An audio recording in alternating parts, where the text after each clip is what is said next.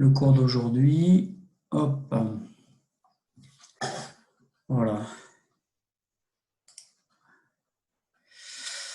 Bonjour à tous.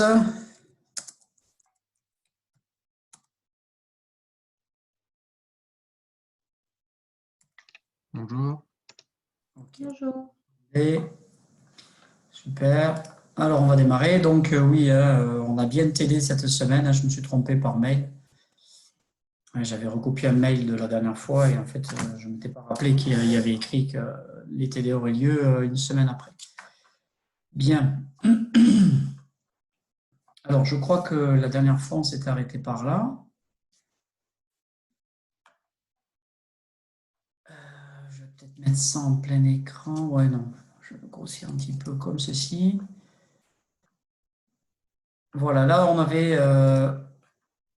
sur cette diapo, on a résumé les différentes zones du système nerveux central qui sont impliquées dans le contrôle du mouvement. Donc, le cortex pariétal, alors ici écrit postérieur notamment, mais pas seulement. Le cortex moteur associé au cortex moteur au cortex somatosensoriel, au cortex prémoteur, à l'aire motrice supplémentaire. Les ganglions de la base, qui a un rôle dans l'initiation du mouvement, on l'a vu. Le thalamus, qui a un rôle perceptif, qui a un rôle central de carrefour des entrées sensorielles. Le cervelet, qui a un rôle dans la coordination, le réglage du temps et l'apprentissage. Le tronc cérébral, avec la structure qui s'appelle la formation réticulée, qui est impliquée dans le contrôle postural. Et la moelle épinière, qui, elle, est très impliquée dans les réflexes très rapides et qui va activer les muscles. Alors, on a des réseaux à tous les niveaux, là, donc je vais insister un petit peu sur cette notion. À tous les niveaux, on a des réseaux. Par exemple, au niveau cortical, on a des réseaux entre prémoteur et motrice supplémentaire, cortex moteur, comme est représenté sommairement sur ce schéma. Donc, vous voyez que ces trois acteurs au niveau cortical sont interconnectés. Il y a des flèches qui indiquent qu'il y a des connexions, c'est-à-dire des fibres blanches, par lesquelles peuvent transiter des potentiels d'action qui peuvent faire en sorte que l'activité qui se déroule dans le cortex prémoteur influence l'activité qui se déroule dans l'aire motrice supplémentaire, et de même avec le cortex moteur, avec des influences qui sont dans les deux directions la plupart du temps. On rajoute ici souvent l'aspect sensoriel, c'est-à-dire qu'on ne déconnecte pas, il faut toujours avoir à l'esprit que les aspects moteurs sont connectés aux aspects sensoriels. Et dans les deux sens, vous voyez que la voie sensorielle agit sur le cortex moteur et le cortex moteur agit aussi sur les voies sensorielles. Ouais. Alors, cette notion de réseau, elle est revenue à plusieurs reprises. On l'a associée aussi à la notion de graphe, qui est une notion géométrique, enfin non, qui est une notion pas géométrique, qui est une notion mathématique. Pardon. Une notion mathématique, le graphe, un outil mathématique, un concept mathématique qui permet de décrire les réseaux. Alors, dans ces réseaux, on a des connexions qui sont locales, donc à proximité, et on a des connexions qui sont à distance. On a des connexions qui sont souvent réciproques, et on a parfois des organisations hiérarchiques aussi dans ces réseaux, c'est-à-dire des réseaux qui vont superviser l'activité d'autres réseaux. Par exemple, on a un exemple qu'on a déjà vu en cours, le cortex frontal, ou préfrontal même, qui a un rôle inhibiteur sur une mosaïque d'autres aires et donc d'autres réseaux. Donc les réseaux dans le préfrontal ont une activité de contrôle via l'inhibition, donc une activité de contrôle par inhibition sur les autres aires. Donc c'est l'idée qu'il y a une hiérarchie. Le cortex préfrontal, des réseaux de contrôle. On parle de contrôle exécutif, d'ailleurs, la notion pour décrire ce contrôle du cortex préfrontal. on parle de contrôle exécutif et qui s'établit en réglant l'inhibition des autres aires. Donc ça, c'est une notion hiérarchique. Au-dessus le préfrontal, en dessous d'autres aires. Voilà, donc une organisation hiérarchique. Vous voyez ici une autre représentation de ce que les chercheurs en neurosciences peuvent faire, et donc ils identifient des aires. Alors ici, elles sont identifiées avec la nomenclature des aires de... Comment il s'appelait déjà? Mince, tiens, j'ai un trou. Brodmann, pardon. Les aires de Brodmann. Donc on reconnaît ici le cortex temporal, ici le sillon central, ici le préfrontal. Donc ces numéros correspondent à des aires de Brodmann. On ne se préoccupe pas vraiment de savoir. Tout ce qu'on veut retenir, c'est le type de schéma de représentation graphique que les spécialistes des neurosciences peuvent essayer d'établir de façon empirique, c'est-à-dire au moyen d'expérience, en allant mesurer l'activité dans le cerveau dans différentes zones, de façon simultanée, c'est-à-dire en même temps, et en appliquant des calculs statistiques et mathématiques sur ces enregistrements, on essaie de savoir quelles aires sont connectées à quelles autres aires. Donc il y a plusieurs techniques, il y a de nombreuses techniques pour faire ça, qui ont été développées depuis, ça fait une trentaine d'années maintenant. Oui, ça fait environ une trentaine d'années qu'on a commencé à faire ça. De façon plus ancienne, moins récemment, on savait, en regardant la structure de la matière blanche, les anatomistes savaient qu'il y avait des connexions.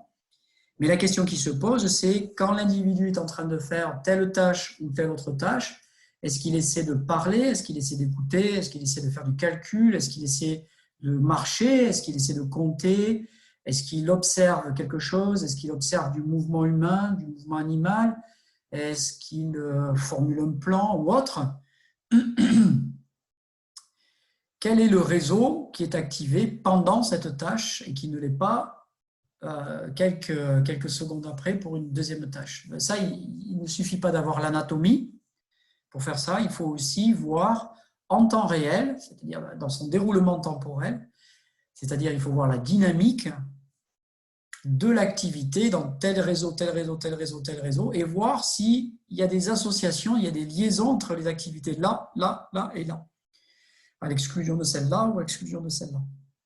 Voilà les techniques qui ont été développées depuis une trentaine d'années. Avant ça, on avait l'anatomie, depuis longtemps, qui disait qu'il y avait des connexions. Par exemple, l'anatomie du corps calleux nous dit qu'il y a des connexions entre des zones corticales de l'hémisphère gauche et des zones corticales de l'hémisphère droit. Mais si vous faites de la coordination bimanuelle ou si vous faites de la vision, tout simplement, vous observez quelque chose, vous ne savez pas quelles sont les connexions dans le corps calleux qui sont actives et quelles sont les connexions qui ne sont pas actives et qui associent telle part à gauche, telle part à droite des hémisphères, des cortex dans les hémisphères. Donc voilà un petit peu. J'ai vu qu'il y avait des messages. Ok, pas de message particulier. Donc voilà, alors on essaie de savoir quelle aire agit sur quelle aire. Est-ce que les connexions sont dans une seule direction ou dans deux directions? Est-ce que les connexions sont fortes ou elles sont moins fortes? Donc, par exemple, en représentant les connexions par des flèches plus épaisses ou moins épaisses. Voilà, c'est le genre de choses qu'on peut retrouver dans des articles scientifiques depuis une quinzaine d'années maintenant. Voilà un autre type de représentation graphique. On prend une image anatomique d'un encéphale, donc du cortex, et puis par-dessus, on superpose les résultats de l'analyse statistique des interactions entre les différentes aires, c'est-à-dire le graphe du réseau qui a été mesuré pendant des expériences. Donc, je ne détaille pas tout ce qu'il y a à gauche et à droite, c'est juste une illustration pour que vous voyez un type de graphique.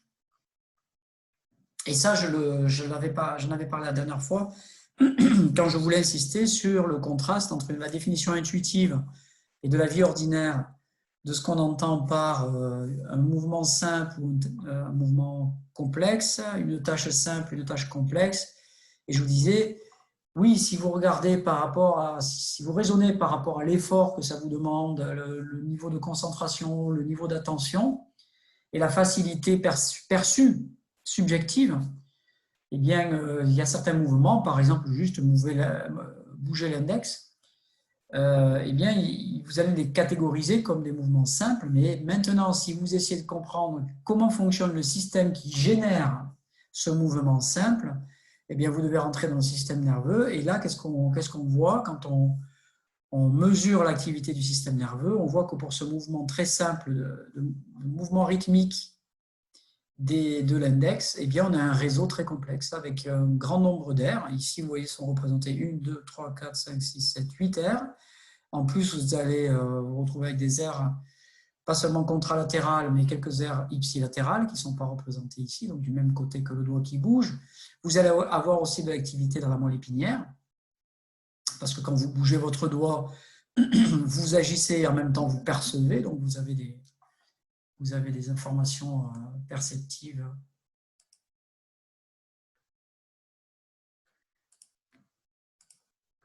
et motrices qui circulent. Et ici, bien sûr, derrière chacune de ces étiquettes, vous avez une aire qui en elle-même est déjà complexe, le cortex pariétal, le cervelet, les ganglions de la base. Dans chacune de ces aires, il y a actifs des milliers, des dizaines de milliers, des centaines de milliers, voire des millions de neurones de façon simultanée. Pas forcément synchronisée, mais de façon simultanée. Donc c'est un système complexe. Juste le mouvement le plus simple auquel vous pouvez penser, c'est un système très, très, très complexe. C'est ça qu'il faut retenir. Et ça contraste énormément avec l'apparente simplicité, facilité avec laquelle on peut faire ces mouvements ordinaires de la vie de tous les jours, faire une flexion-extension du poignet, bouger un doigt, bouger les yeux à gauche, bouger les yeux à droite. Par opposition avec des gestes qui vont nous demander un apprentissage qui peut prendre 1 heure, 2 heures, 1 semaine, 2 semaines. Certaines, des figures acrobatiques très difficiles, peuvent prendre des années pour être apprises. Voilà. Et on va les appeler spontanément des activités complexes. Mais derrière la complexité de l'apprentissage qui est requis, du temps d'apprentissage et de travail, derrière ça, eh bien, en termes de biologie, dans le système nerveux, les deux types de gestes sont extrêmement complexes, de par l'architecture cérébrale qui les sous-tend. Alors, on va parler maintenant d'un aspect particulier qui a une importance capitale. C'est parmi cette structuration de réseau, il y a un mode de fonctionnement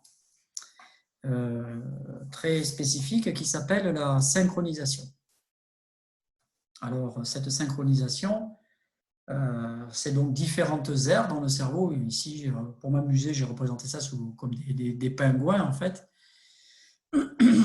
Et chacune de ces aires interagit avec les autres. Et un des moyens d'interaction et de communication entre les aires, c'est de se synchroniser. Alors, comment on fait pour prouver ça, pour essayer de prouver cette hypothèse? Alors, cette hypothèse, encore une fois, elle a entre 20 et 30 ans et on continue à faire beaucoup de recherches sur cette thématique. Et je vais vous expliquer un peu quelques hypothèses de pourquoi les activités sont synchronisées. On pense qu'on a des activités synchronisées dans le cerveau. On pense pour deux raisons. D'abord, on les mesure et on observe cette synchronisation, première chose. Donc, c'est purement empirique. On mesure cette synchronisation, donc elle est là. Et deuxièmement, on fait des hypothèses sur son efficacité, son utilité, cette synchronisation. Et je développerai un peu ça. Alors, comment on fait pour le prouver? D'abord, on fait des enregistrements. Une première solution, c'est faire des enregistrements de l'activité en temps réel du cerveau pendant une tâche de perception, une tâche de prise de décision, une petite tâche motrice qui ne va pas faire bouger trop la tête parce que sinon les mesures sont polluées par les mouvements de la tête. Et on enregistre plusieurs zones du cerveau actives. Par exemple, ici, on les a représentées. Alors, les étiquettes, le nom de ces aires, ce sont ces séquences de lettres et de chiffres là.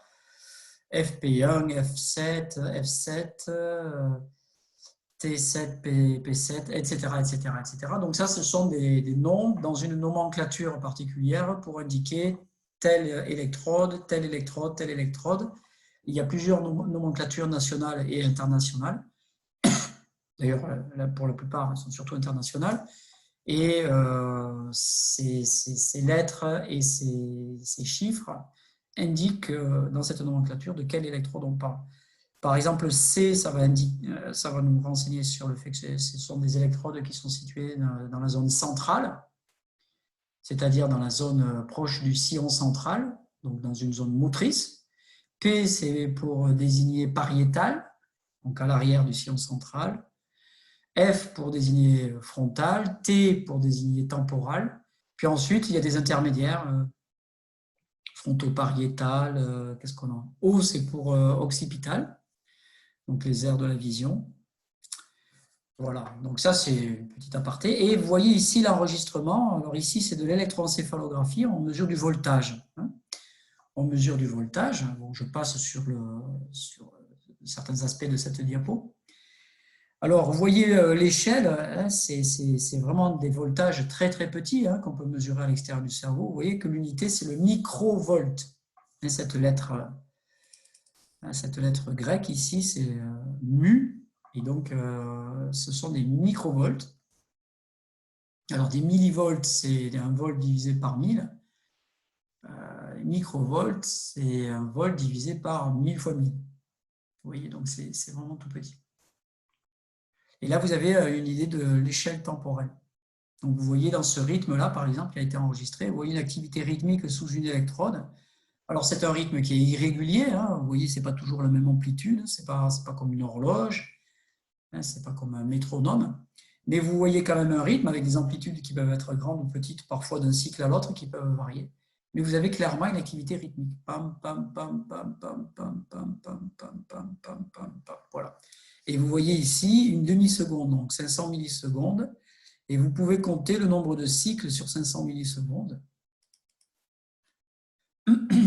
pour connaître la rythmicité de ce rythme qui est noté ici, désigné par la lettre alpha, qui est un rythme très connu dans le cerveau.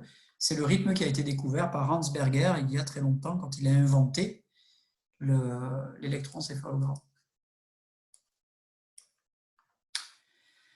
Alors, si ça dure, ce trait dure une demi-seconde, eh bien, dans une demi-seconde, on a quoi? On va compter les cycles par le bas. Ici, on pourrait le faire par rond, c'est pareil. Combien de fois l'activité enregistrée, le voltage, revient à la même valeur? Donc, de là à là, elle est revenue une fois la même valeur. Ça fait un cycle, 2 cycles, 3 cycles, 4 cycles. Donc, on a 4 cycles sur une demi-seconde. Donc, on a 8 cycles sur une seconde.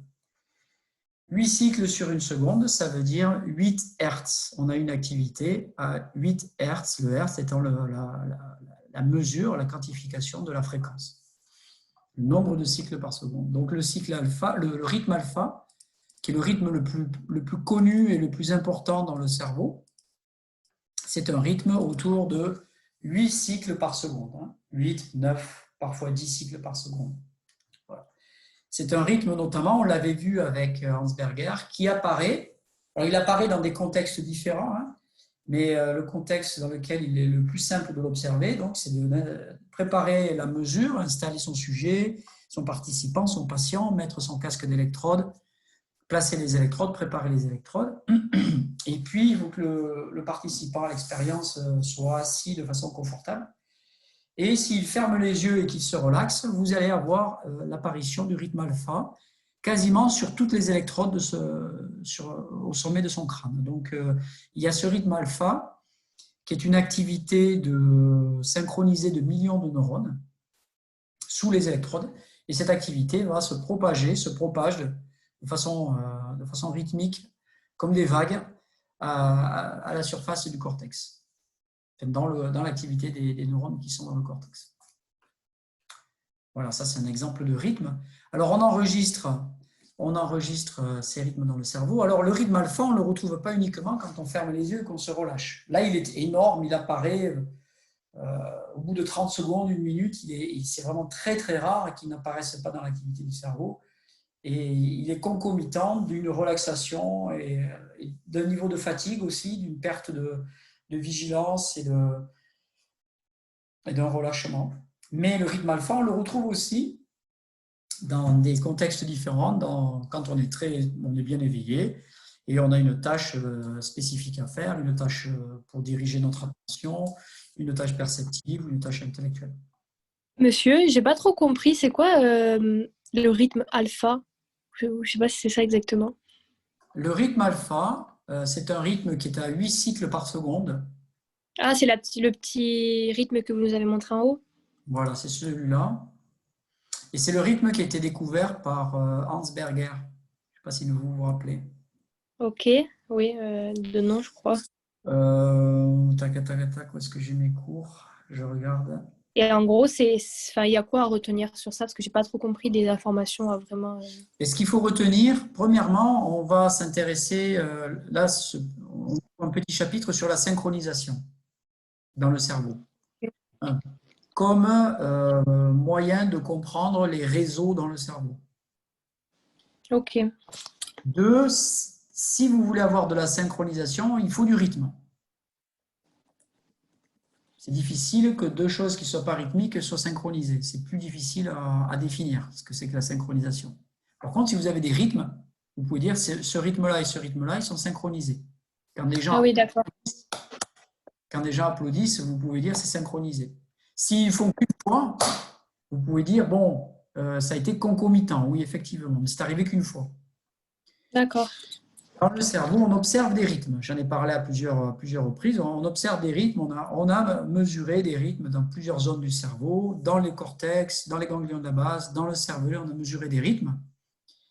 Et quand on mesure ces rythmes-là, c'est plus facile de définir et d'aller mesurer la synchronisation. Ok, Des aires qui sont proches ou qui sont un peu à distance. Et là, je vous disais, un moyen de faire, c'est donc de mesurer l'électroencéphalographie, l'activité électrique, le voltage. Et dans ce voltage, on trouve assez fréquemment des rythmes. Et le plus connu, c'est le rythme alpha. C'est ce rythme-là, 8 cycles par seconde. ok, Voilà. ok, merci beaucoup. Et ça, ce sont des rythmes qui sont enregistrés. Ce ne sont pas des tracés à la main. Hein, ce sont des rythmes mesurés, quoi. Et si je retrouvais rapidement mon cours.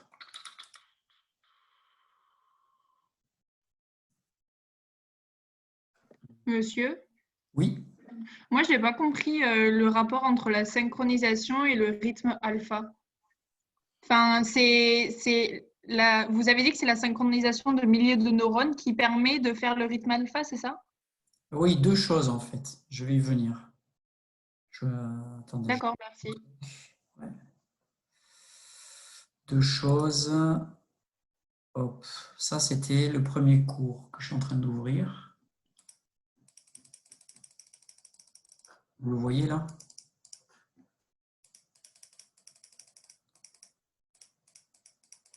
Il y avait un aspect historique. Alors, je ne sais pas si c'était dans le premier cours. Si. Voilà. Donc ça, c'est l'inventeur Hans Berger, qui était un Autrichien. Vous voyez, c'est 19e siècle, jusqu'à début du 20e siècle. Il a découvert l'électroencéphalographie et ici, il y a une représentation du rythme alpha enregistré sur papier à l'époque. C'était des enregistrements, il n'y avait pas d'ordinateur, donc il fallait que l'électroencéphalographe soit connecté directement à un stylo avec de l'encre qui gravait sur du papier. Et ce rythme alpha, il est là. Et je vous avais dit, ce rythme alpha, ça c'était dans le premier cours et ça répond à votre deuxième question, là.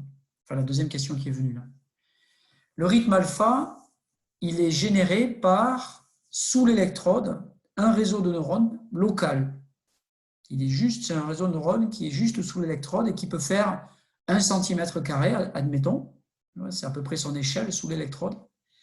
Et dans ce réseau de neurones, pour qu'il y ait du rythme alpha ou pour qu'il y ait n'importe quel rythme, il faut que l'activité des neurones qui composent ce réseau sous l'électrode il faut que cette activité elle soit synchrone. Donc ici, vous voyez un enregistrement qui serait équivalent à de l'électroencéphalographie, c'est-à-dire une électrode à l'extérieur du cerveau assez grosse, qui serait équivalent parce qu'en fait, ce qui s'appelle en anglais un local field potential, ce n'est pas exactement ça, mais ce n'est pas un problème. Admettons que ça, ce soit l'enregistrement en voltage en fonction du temps d'une électrode. Et ça, c'est l'enregistrement concomitant de plusieurs centaines de neurones qui sont situés sous l'électrode. Donc, on a fait une expérience où on a planté plein de petites électrodes directement dans le cortex pendant une chirurgie, souvent pendant des opérations pour aider des épileptiques. On fait ce genre de choses, on demande aux gens s'ils veulent participer à une expérience, etc. Bon. Ou alors ça a été sur un modèle animal, c'est peut-être sur un modèle animal. Donc on enregistre des centaines de neurones situés sous l'électrode. On enregistre aussi le voltage enregistré par l'électrode et tout ça de façon concomitante. Et qu'est-ce qu'on voit?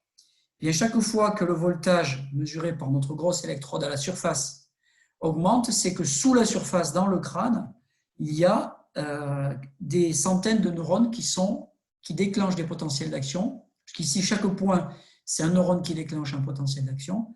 Et bien, chaque fois que le voltage à l'extérieur augmente, c'est qu'il y a eu pendant la même phase l'activité de neurones sous l'électrode qui déclenchent de façon synchronisée des potentiels d'action.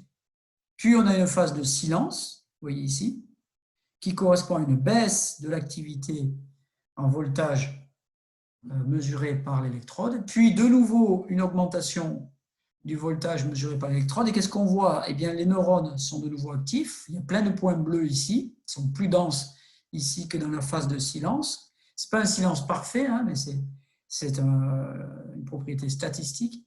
Puis on a de nouveau un silence, et bien l'activité au niveau de l'électrode descend, etc. etc. Qu'est-ce que ça veut dire? Sous chaque électrode, pour générer un rythme, pour qu'on voit un rythme dans l'électrode, puisque c'est ce qu'on voit ici, il faut que dessous, sous l'électrode, sous l'os, sous les membranes, sous le liquide céphalorachidien, dans le cortex, il faut qu'il y ait des neurones dont l'activité est synchronisée. C'est-à-dire qu'ils déclenchent des potentiels d'action.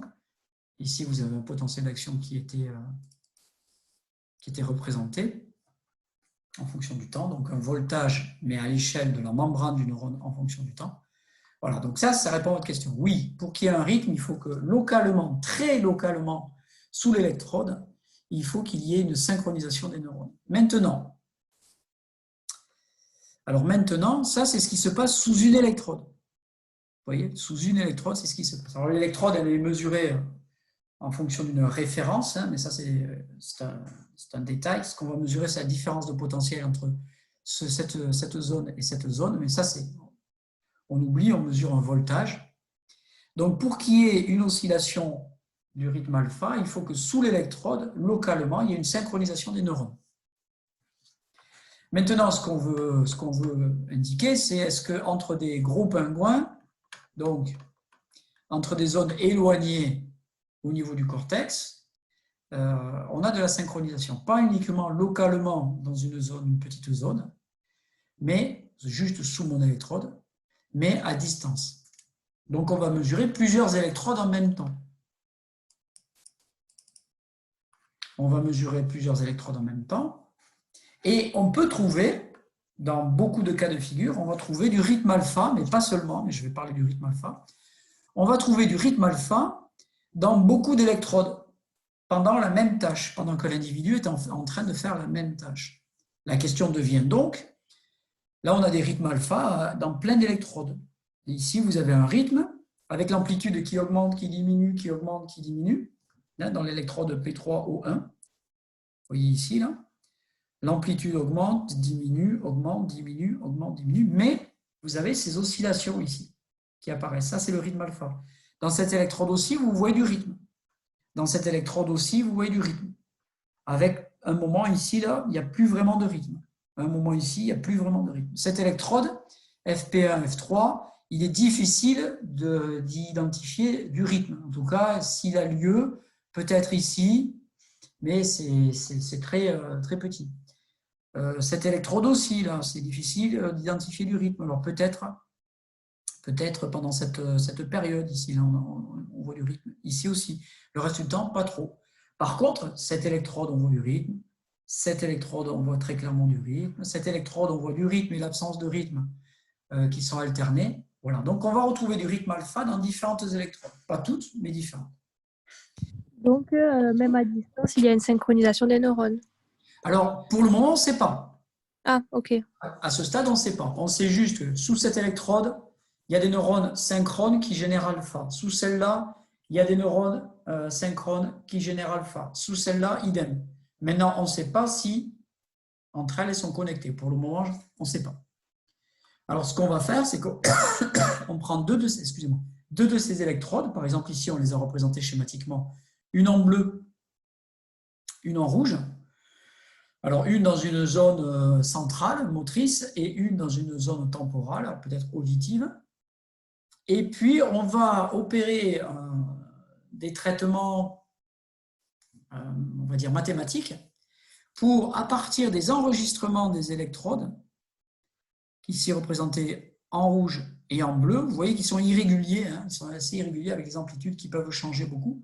À partir de ces enregistrements, qu'on appelle les enregistrements bruts, c'est-à-dire tels qu'on les a obtenus directement par la machine, eh bien, on va opérer, on va appliquer des traitements à ces enregistrements bruts de manière à isoler le rythme qui nous intéresse.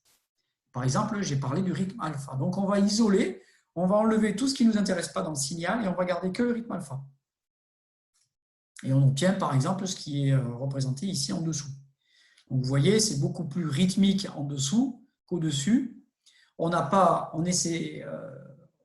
veut pas construire de toute pièce de façon artificielle parce que ce serait un biais méthodologique du rythme.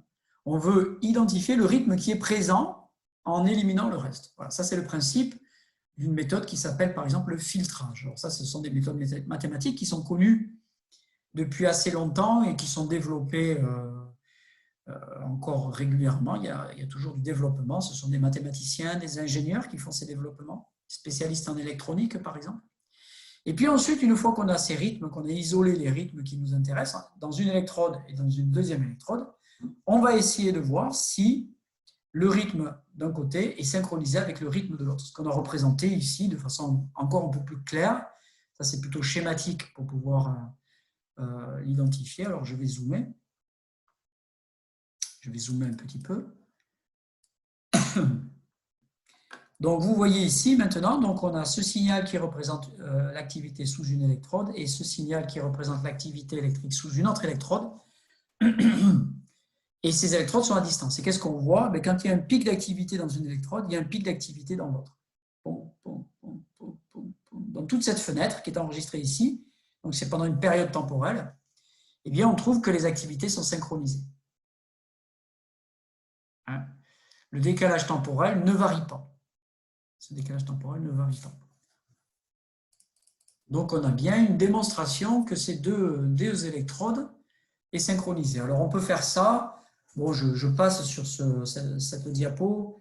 On peut donc, c'est juste pour que vous voyez, il y a des formules mathématiques, je n'explique pas de quoi il s'agit. Ce n'est pas des choses très compliquées, mais ça, en L2, on n'a pas besoin de regarder ça, sauf si on avait un objectif vraiment très, très particulier. Mais à partir des enregistrements des deux signaux, on a des méthodes mathématiques qui nous permettent de quantifier la synchronisation de façon très, très bien définie et qui sont relativement faciles à utiliser. Voilà. Donc, on va regarder, on va voir la synchronisation entre les deux signaux, et puis on va voir, ça c'est en fonction du temps, on va voir que cette synchronisation, par petite période, par exemple ici en bleu et ici en bleu, par petite période, cette mesure, cette quantité, cette quantification de la synchronisation que je n'ai pas définie clairement ici, parce que je n'ai pas défini mathématiquement comment on faisait, mais ce n'est pas un problème. On mesure, on a des méthodes pour mesurer la concomitance, la synchronisation. Eh bien, on voit que dans ces petites fenêtres bleues, cette mesure, elle varie peu. Elle varie peu. Puis, il y a des périodes où ça se met à beaucoup varier, par exemple ici. Puis, de nouveau, pendant une petite fenêtre, ça ne varie pas beaucoup. Puis, ça se remet à varier. Et ça, c'est des choses qu'on observe dans les cerveaux, des aires à distance, distance, elles peuvent se synchroniser de façon transitoire, c'est-à-dire pendant des petites durées. Et puis elles se désynchronisent, puis elles se resynchronisent. Alors ça, c'est le fonctionnement sain, normal d'un réseau de neurones de large échelle, avec des aires à distance. C'est représenté là. Encore une fois, je n'explique pas les formules qu'il y a dessous, c'est juste pour vous rappeler, il y a des méthodes statistiques et mathématiques derrière pour pouvoir quantifier ces synchronisations. Alors, on a de la synchronisation à 2 étages. On a de la synchronisation sous l'électrode, c'est ce qui est représenté ici. Sous cette électrode, on a un réseau qu'on a schématisé, on a fait comme si on zoomait. On zoome sur la partie du cortex qui est juste sous cette électrode, et puis qu'est-ce qu'on a? On représente ce qui se passe dessous, un graphe de réseau avec des neurones qui sont interconnectés par des axones et des synapses. On a une deuxième électrode, et sous cette électrode, eh bien, si on zoome et qu'on va les regarder, là aussi, on a un réseau de neurones. Donc on a de la synchronisation au niveau local, un premier niveau, sous cette électrode, ce réseau est synchronisé, sous cette électrode, ce réseau est synchronisé. Et puis, il y a des connexions entre ce réseau et ce réseau, qu'on a représenté de façon un peu abstraite ici, entre ce graphe du premier réseau et ce graphe du deuxième réseau. Vous voyez, on a connecté 2 neurones ici et 2 neurones ici, et ce sont des connexions à distance. Voilà, donc ça, c'est un peu un résumé de synchronisation locale et de synchronisation à distance.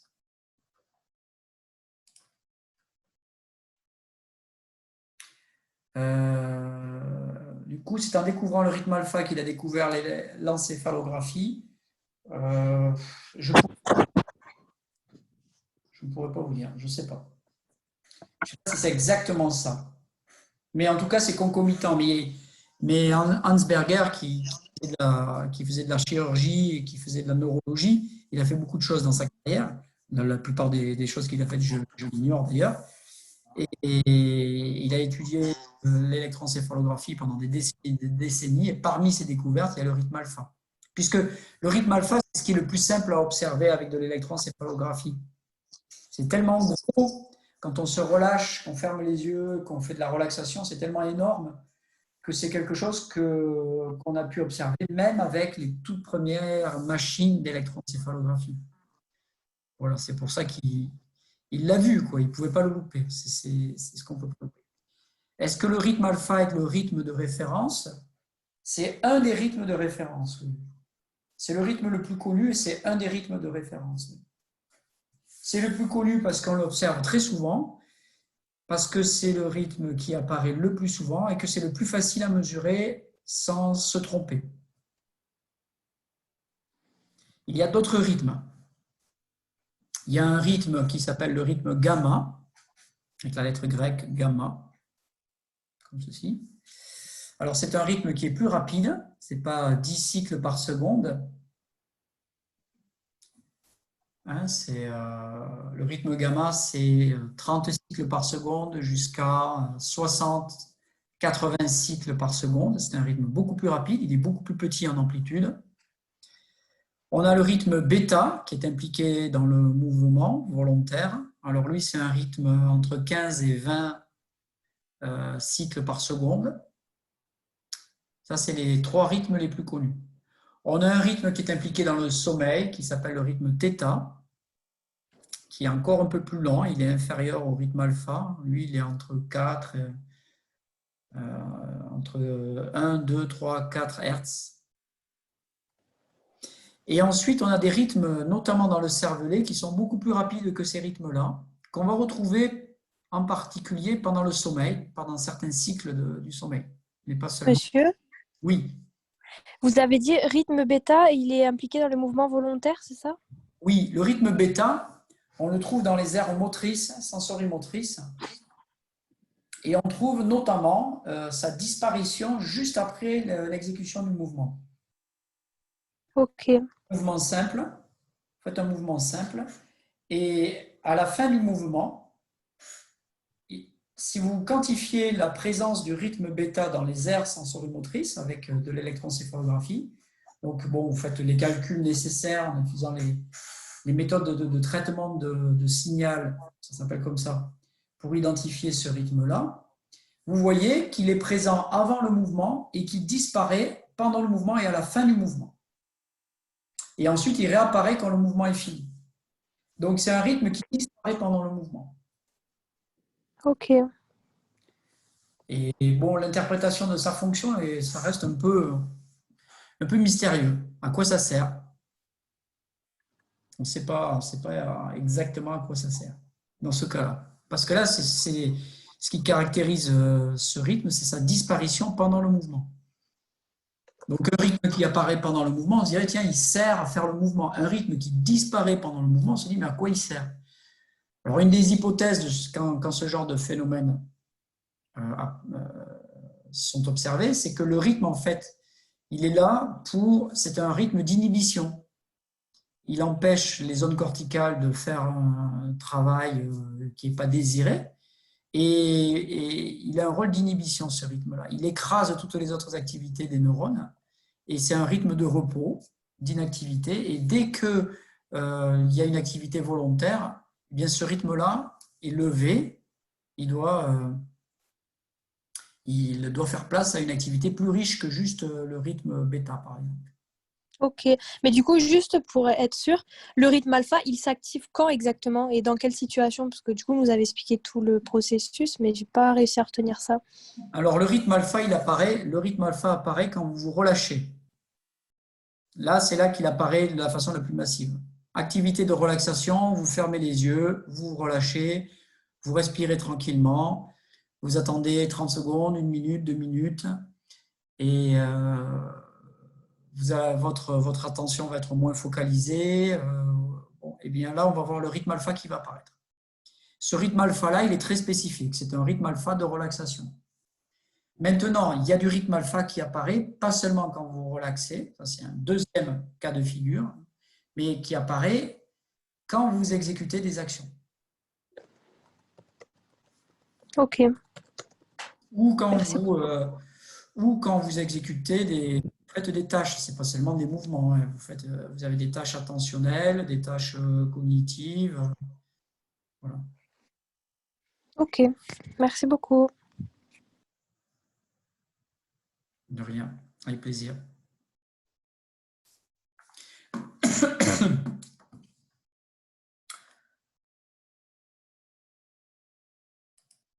Alors, donc ça, c'est nos réseaux synchronisés.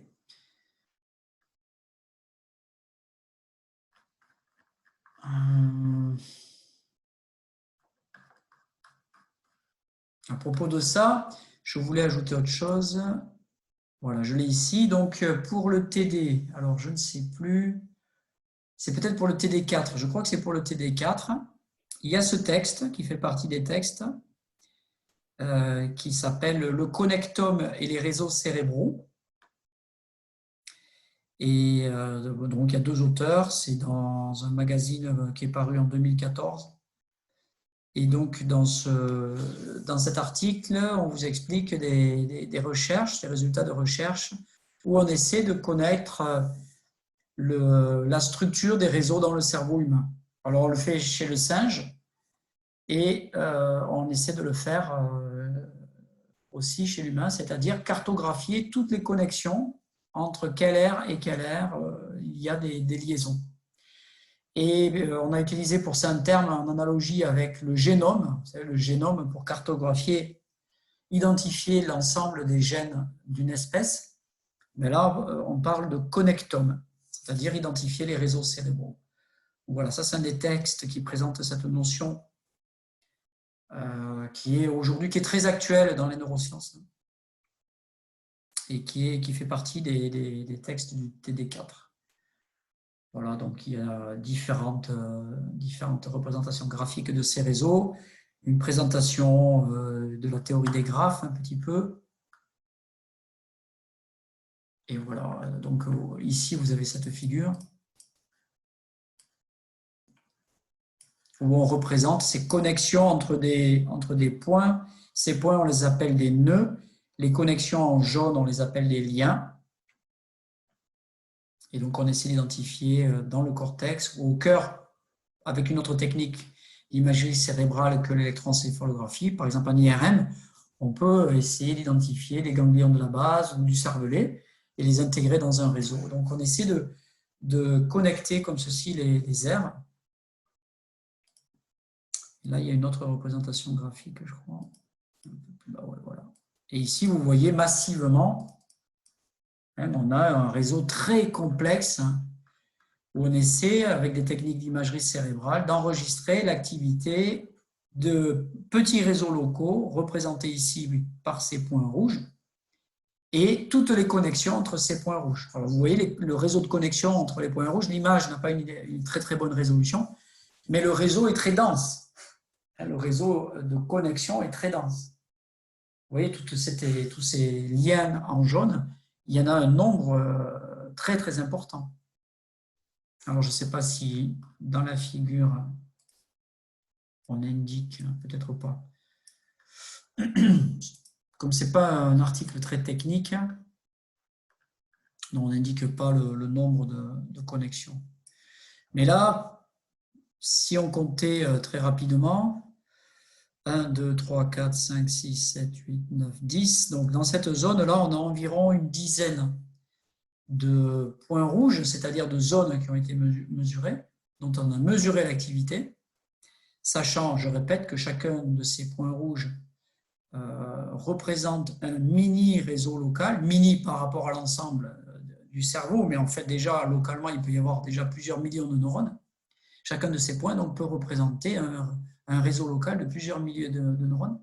Donc, si dans cette zone, j'en ai 10, eh bien, j'ai au moins une centaine de points rouges sur l'image, vu le 10, plus 10, plus 10. Je peux diviser en plus de 10. Il y a 150 points rouges, certains en profondeur, dans cette méthode-là qui a été utilisée par certains auteurs. Et donc, si vous voulez connaître toutes les combinaisons de connexions possibles entre 150 neurones, bien ça fait un grand nombre de connexions. Ça fait, en mathématiques, on appelle ça factoriel de 150. Ça veut dire 150 fois 149 fois 148 fois 147, etc., jusqu'à ce que vous arriviez à fois 1. C'est ça factoriel. Factoriel de 3, c'est 3 fois 2 fois 1. Factoriel de 4, c'est 4 fois 3 fois 2 fois 1. Factoriel de 10, c'est 10 fois 9 fois 8 fois 7, vous voyez, fois 6 fois 5 jusqu'à 1. Factoriel de 150, c'est 150 fois 149 fois 148 jusqu'à ce que vous arriviez à 1. Donc, ça vous donne un nombre de combinaisons, ça vous donne une idée factorielle du nombre de combinaisons possibles, et donc c'est un nombre énorme. Déjà 150 fois 149, ça fait déjà très grand. Vous multipliez par 148, c'est presque 150 au cube. Bon, vous voyez, 100 fois 100, 10 000, fois 100, 1 million, fois 100, 100 millions, fois 100, 1 milliard, 10 milliards, etc. Donc ça fait et je ne suis pas arrivé au bout de factoriel 150. Donc ça fait un très grand nombre de combinaisons. Donc ça, vous verrez, une présentation pour le TD4, il y a un texte sur l'identification de ces réseaux, des applications, des mesures, donc qui permettront d'aller plus loin que ce que je présente de façon générale. Ça permet de spécifier ce que je présente de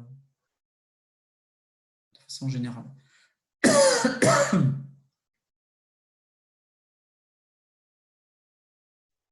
Theta, on l'écrit comme ça, la lettre grecque d'ailleurs. Tiens, je vois la conversation. Bien, alors, ça, je crois que je ne l'aborde pas là, donc je vais l'aborder à l'oral. Je ne vais pas dans une diapo. Mais ça aussi, vous l'avez. Alors, voyons. Est-ce que je l'ai là?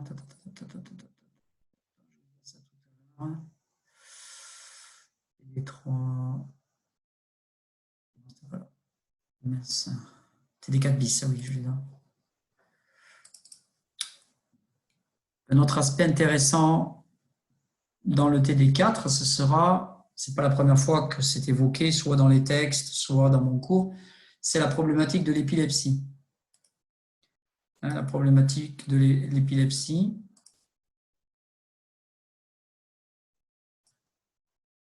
Et je vais vous expliquer pourquoi c'est connecté avec ce que je suis en train de dire. Pour boucler la boucle avec la synchronisation. Alors la synchronisation, elle apparaît de façon naturelle dans le fonctionnement sain du cerveau, mais je vous ai dit, cette synchronisation, elle est transitoire, c'est-à-dire qu'il y a de la synchronisation entre deux aires, mais qui va durer quelques millisecondes ou quelques dizaines de millisecondes, puis qui va disparaître, puis éventuellement qui va réapparaître.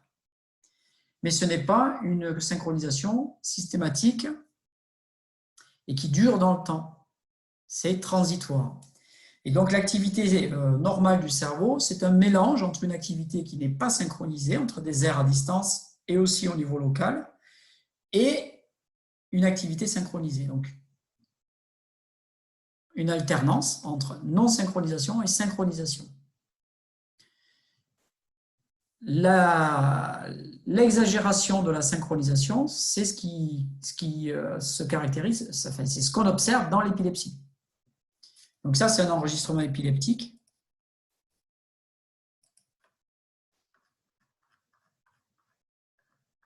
Et vous voyez ici l'apparition de la crise d'épilepsie, avec ici un signe avant-coureur, une synchronisation qui apparaît, donc ça c'est de l'électroencéphalographie, une synchronisation qui apparaît entre quelques aires, puis plus rien, puis ensuite, un peu plus loin, une synchronisation massive dans quasiment toutes les voies enregistrées par l'électroencéphalographie, et vous voyez que l'amplitude des oscillations est énorme.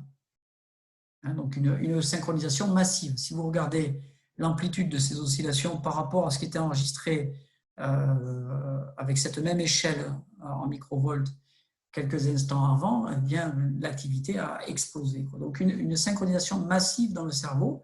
Et dans ce cas-là, cette synchronisation, elle est pathologique. Elle empêche le cerveau de fonctionner normalement. Monsieur? Oui. Et comment ça se fait du coup c'est la lumière qui provoque cette synchronisation? La lumière? Ah non, les flashs lumineux? Non, l'épilepsie. Alors, il y a des crises d'épilepsie qu'on peut déclencher avec des stimuli particuliers. Mais l'épilepsie, c'est une pathologie.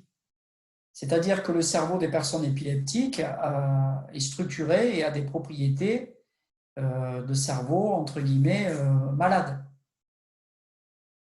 Hein, ce n'est pas seulement une stimulation externe. Il y a un foyer. Alors, je ne suis pas du tout un spécialiste de l'épilepsie, mais il y a un foyer qui déclenche l'épilepsie le plus souvent, c'est-à-dire une zone du cerveau qui agit comme un pacemaker et qui constitue le déclenchement de la synchronisation généralisée, le point de départ. Et qui est localisé... Du coup, vous avez... Pardon ? Non, pardon, je vous ai coupé la parole.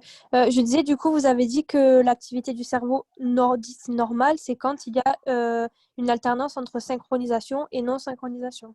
Tout à fait. Ok, merci. C'est un mélange entre synchronisation et non-synchronisation. Voilà. Et la synchronisation massive, c'est quelque chose de pathologique. Alors, c'est, pour le dire de façon... Une synchronisation systématique qui dure, massive, dans des très très larges réseaux de neurones, comme l'épilepsie, ça voudrait dire que vous avez toute une foule qui applaudit en même temps, pour utiliser une métaphore. Et une foule où tous les gens applaudissent en même temps, c'est intéressant si on veut faire du bruit dans un stade, ou pour un concert ou pour un match de sport. Mais ce n'est pas intéressant si vous voulez que ces 80 000 personnes fassent quelque chose d'un peu subtil. Vous voyez, une discussion, des rythmes un peu plus subtils, de la communication. En applaudissant tous en même temps, ils peuvent faire quelque chose qui est intéressant, mais qui est très simple et rudimentaire. Rien de subtil. Ça peut marquer comme métaphore. Comme analogie, ça peut vous montrer que si les neurones sont synchrones, ils ne peuvent pas faire grand-chose de très riche d'un point de vue de leurs activités relatives. L'un est tout le temps en même temps que l'autre, il n'est pas un peu avant, un peu après, avec des variations. Et puis le troisième, lui aussi, est un peu décalé par rapport aux deux premiers. Il n'y a pas de richesse. Hein. C'est comme si vous aviez un écosystème avec une seule espèce. Voilà. Hein, pour employer une autre métaphore qui n'a rien à voir, qui n'a plus rien à voir avec le temps. Bon, là, la synchronisation, c'est du temps. Donc, l'exemple applaudir dans les mains tous ensemble, bon, c'est bien, mais c'est très rudimentaire. On ne va pas inventer un nouveau monde, on ne va pas faire une œuvre artistique collective si on applaudit tous les 80 000 en même temps. Voilà, ça, c'est pas très riche, quoi. Eh bien, si vos neurones étaient tous actifs en même temps, synchronisés, leur potentiel d'action synchronisé, eh bien, le cerveau, il ne pourrait pas faire ce qu'il fait de manière normale et saine, qu'on est très très loin d'avoir encore compris. Mais ce qu'on a compris, c'est que l'activité saine, c'était une activité riche, qui n'était pas uniquement de la synchronisation, qui parfois était synchronisée, parfois ne l'était pas. Voilà. Et monsieur, on connaît les origines de cette synchronisation exacerbée, non? Ou bien on ne sait pas vraiment? Si, dans l'épilepsie, alors il y a plusieurs types d'épilepsie, et vous verrez le chapitre sur les épilepsies pour le TD4, hein, c'est celui dont je tire ces deux figures. Ça, c'est un deuxième type d'épilepsie, c'est un autre type de crise. Hein. Cette fois-ci, la crise est très, très, très forte. Vous voyez très brutalement le déclenchement de la crise d'épilepsie. Ici, il y avait de l'activité normale dans l'EEG, et puis d'un coup, vous avez cette activité énorme. Hein, des neurones. Les neurones se mettent en feu, le cerveau s'embrase, entre guillemets, vous voyez. Ils s'enflamment, quoi. Ils se mettent à se synchroniser et ils génèrent une activité collective énorme. Dans cet article, on vous explique un peu l'origine de l'épilepsie. Hein, et donc, l'épilepsie, c'est des troubles biochimiques de zones spécifiques, c'est ce qu'on appelle les foyers.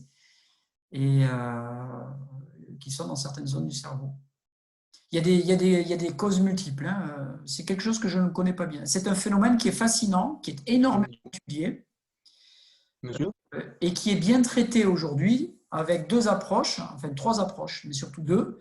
Une approche par des médicaments, par des molécules, et une approche par des électrodes implantées dans la zone focale, c'est-à-dire la zone dans laquelle on a identifié qu'il y avait un déclenchement des crises d'épilepsie. Et donc, on va aller voir le chirurgien dans un service de neurologie. On va identifier la zone qui déclenche les épilepsies. On va garder les patients pendant la crise à l'hôpital pendant plusieurs jours. Et puis ensuite, on va leur faire une opération où on va rentrer dans leur cerveau de longues électrodes et on va stimuler les zones avec cette fois-ci de nouveaux rythmes artificiels avec ces électrodes qui sont connectées à un dispositif électronique et il y a une batterie. Et on va inhiber ces zones-là, voilà, en les stimulant de façon électrique. Il y avait une question, je crois. J'ai une petite question, monsieur. Oui. Pour pouvoir... Oui, pardon, monsieur. Dans Attendez, il y avait quelqu'un qui avait démarré, vous allez reprendre la parole. Oui, c'était moi. Du coup, pour pouvoir guérir l'épilepsie, on est obligé de passer par une opération. Il n'y a pas des techniques naturelles qui ont été découvertes ou développées. Alors, naturel, je vois vaguement ce dont vous voulez parler, mais non, il n'y a pas de technique non invasive. C'est soit des molécules, soit des molécules, soit de la chirurgie. Et les crises d'épilepsie qui sont graves, il faut vraiment faire de la chirurgie. Oui. Puisque là, la personne, on n'arrive pas à changer, à réduire ces crises d'épilepsie. Il y a une hygiène de vie aussi. Hein. Il y a une question d'hygiène de vie. Il ne faut pas être fatigué, il faut dormir, il faut bien manger, il ne faut pas trop prendre, voire pas du tout, ni alcool, ni drogue. Voilà, il faut éviter le stress. Tout ça, c'est des choses qui sont recommandées, si je me rappelle bien, pour l'épilepsie. Mais quand les épilepsies sont graves, c'est absolument pas suffisant. Il y a des crises d'épilepsie qui sont extrêmement graves. Hein. Il y a des gens qui ne peuvent pas vivre. Hein. Ils ne peuvent plus rien faire. Et il y avait donc une question de quelqu'un d'autre, un garçon?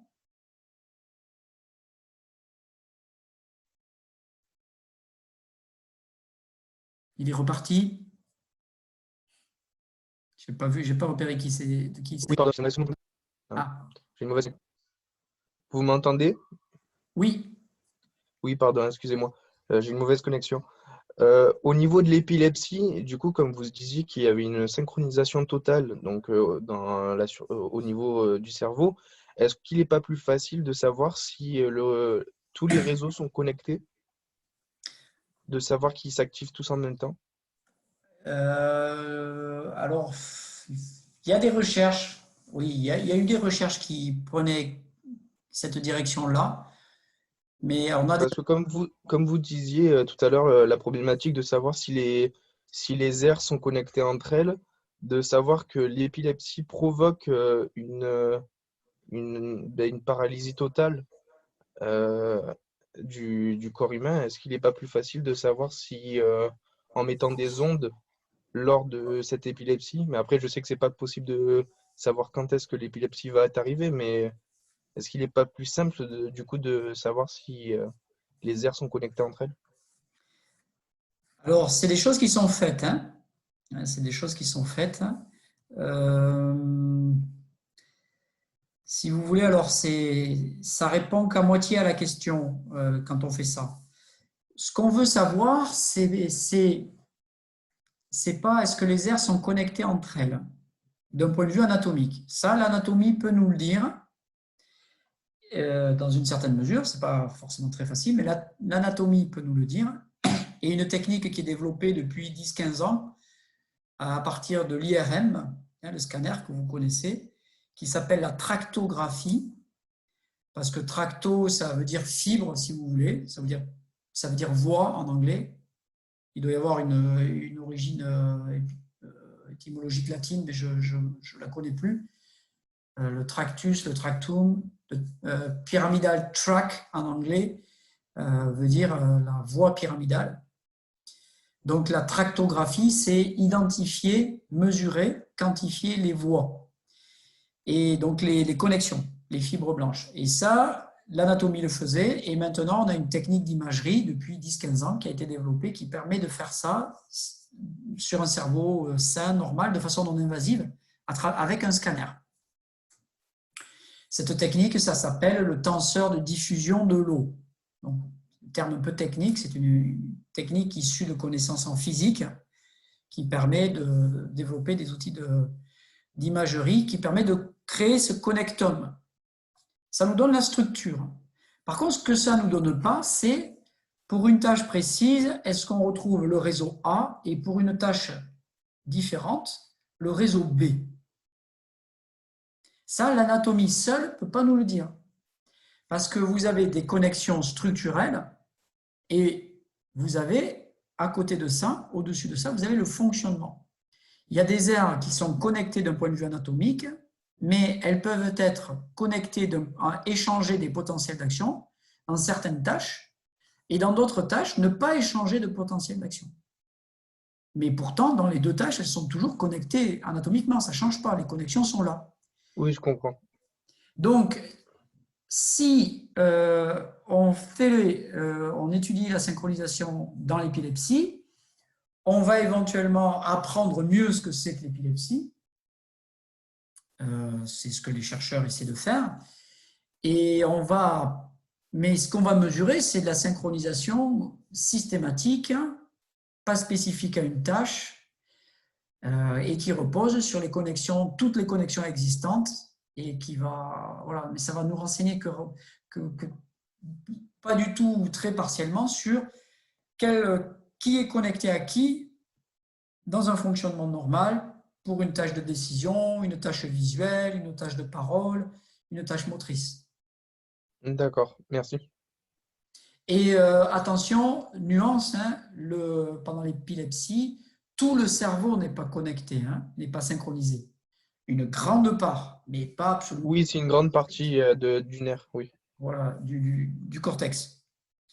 Hein, Oui, du cortex. C'est oui. pas la totalité, au sens strict. Oui, c'est vraiment une grande surface du cortex. Voilà.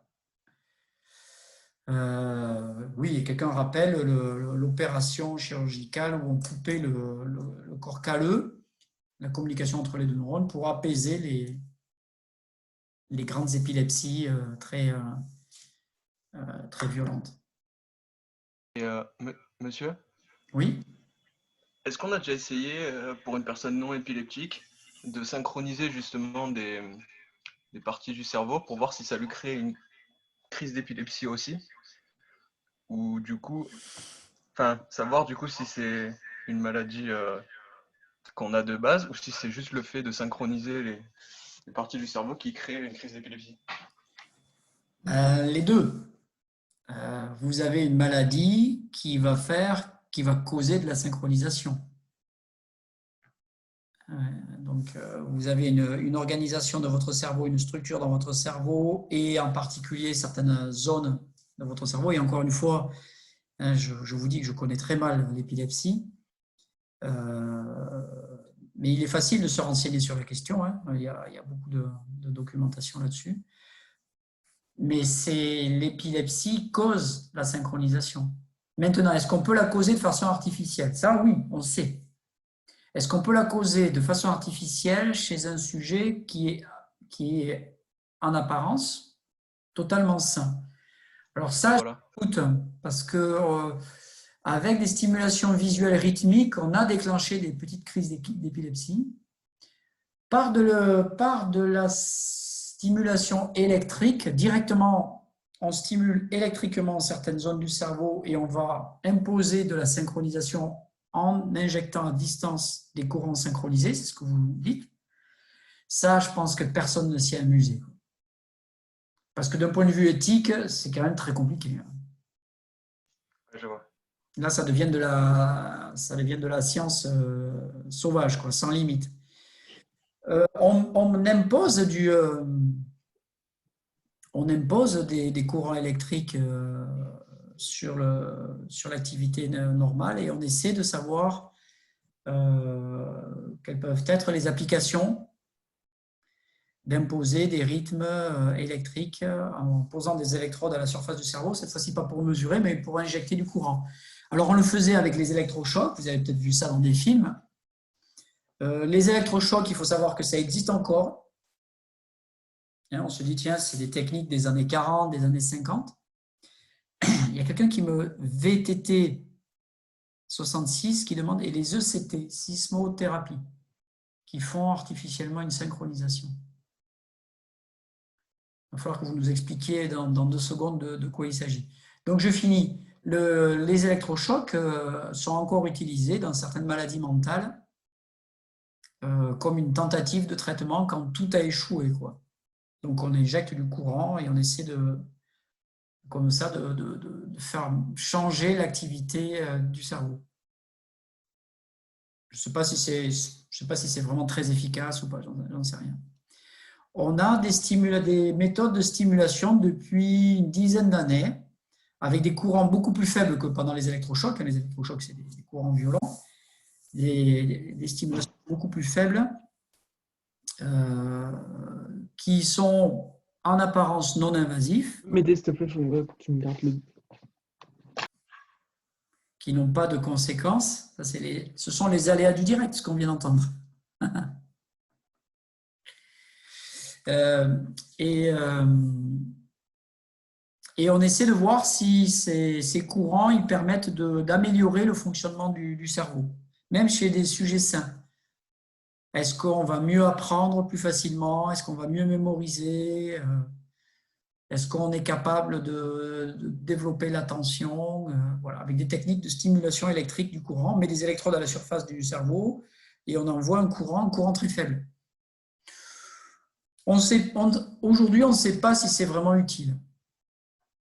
Avec un peu de recul, il y a des études qui indiquent qu'on arrive à synchroniser des aires du cerveau faiblement, mais on ne sait pas si les effets sont durables. On arrive à le faire en direct, on injecte un courant qui a un certain rythme et on voit que les neurones sont excités par ce courant et ils se mettent à déclencher des potentiels d'action synchronisés avec le courant qu'on leur impose, et donc ils se synchronisent entre eux. Quand on enlève le courant, l'effet dure quelques dizaines de millisecondes, voire quelques centaines, centaines de millisecondes, puis disparaît. Et on ne sait pas si ça a des effets à long terme. Alors, il y a des gens qui se sont dit, tiens, on va apprendre. Il y a même des gens qui ont fait des expériences sauvages, des gamers, des fous des jeux vidéo. On a appris qu'ils se mettaient des électrodes sur la tête, ils branchaient ça sur une pile 9 volts, qui était à peu près ce qui était fait dans le laboratoire, donc des courants très faibles, et dans l'objectif d'apprendre et de s'améliorer dans les performances de jeux vidéo. Il y a 5 ans, 6 ans, c'était très à la mode dans certains cercles de gamers. Les effets, bon, hein, on n'est pas sûr. Alors, de quoi il s'agit, VTT 66, les ECT?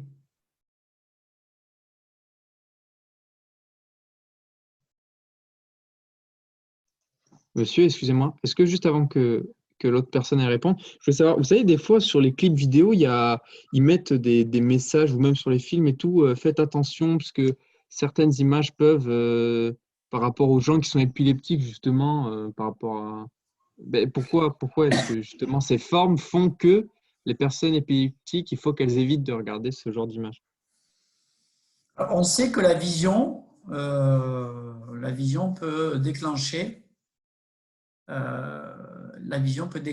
des épilepsies, et notamment la vision de stimuli très lumineux et rythmiques. Je n'en sais pas plus. Donc, merci. On sait que même la personne saine, hein, on vous met suffisamment longtemps devant des flashs lumineux, il y a des risques que vous déclenchez une petite crise d'épilepsie. Ce qui n'est pas forcément cool parce qu'on voudrait être complètement sûr qu'il n'y aurait pas de conséquences à long terme. Mais ça, bon, donc on ne va pas s'amuser à trop le faire. Électroconvulsivothérapie. De quoi il s'agit? Le nouveau nom de électrochoc ou sismothérapie. Ah oui, électrochoc. Oui. Mais l'électrochoc, je connais très peu, mais je sais que c'est encore utilisé dans certains traitements de maladies mentales. Ce n'est pas pour l'épilepsie. La maladie mentale qui touche le plus de monde sur Terre, c'est la dépression, et de très, très, très, très loin. Et attendez, je vais dire, il faut que je dise bonjour à quelqu'un qui vient d'arriver. Juste une seconde. C'est Mathieu. Oui, comme la dernière fois. Ciao. Qu'est-ce qu'elle disait, Tania? Tu bosses, tu prépares un peu au moment le cours de demain. J'en sais pas plus. Oui, me revoilà. Oui, donc la maladie mentale la plus répandue qui touche de très très loin le plus de monde sur Terre, c'est la dépression nerveuse. Et cette dépression nerveuse, chez certaines personnes, elle résiste totalement à tous les traitements médicamenteux, toutes les molécules, il n'y a rien à faire. Et donc, dans ces cas-là, on essaie les électrochocs. C'est l'heure du goûter, c'est normal. Et donc, l'idée, c'est quoi? L'idée théorique, elle est très compréhensible, hein, elle peut paraître un peu naïve, un peu simple, mais en neurosciences, comme dans toutes les sciences, on essaie d'avoir des idées les plus simples possibles. On a un cerveau dans la dépression qui se met à dysfonctionner dans une certaine mesure. Il ne fonctionne pas de façon saine, son fonctionnement n'assure pas une vie agréable à la personne. Agréable, c'est le moins qu'on puisse dire. Donc la personne souffre et on n'arrive pas à débloquer ce fonctionnement des réseaux de neurones dans son cerveau. On n'arrive pas à leur faire autre chose. Et ce cerveau-là, tous les matins, la personne elle se réveille et puis se met à fonctionner sur ce mode-là et on n'arrive pas à sortir de ce fonctionnement. Et les électrochocs, l'idée, c'est d'arriver à perturber suffisamment les réseaux de neurones pour qu'ils ne reviennent pas vers cet état, ce dysfonctionnement qui s'entretient, qui se renforce. Parce qu'en plus, la dépression, quand elle s'installe, elle devient chronique, c'est comme une tendinite. Elle devient chronique, elle se renforce, il y a de la plasticité. Les réseaux de neurones responsables de la dépression se renforcent, ils deviennent de plus en plus efficaces. C'est la règle d'apprentissage de Hebb, si vous préférez. Et donc, la dépression va résister de plus en plus au traitement. Et donc, il faut injecter du courant, ça c'est l'idée, pour essayer de perturber ces réseaux, de les inhiber et de faire en sorte que le cerveau se mette à fonctionner sans passer par cette organisation-là. Voilà ce que je connais du principe de la perturbation par des électrochocs. Bonjour.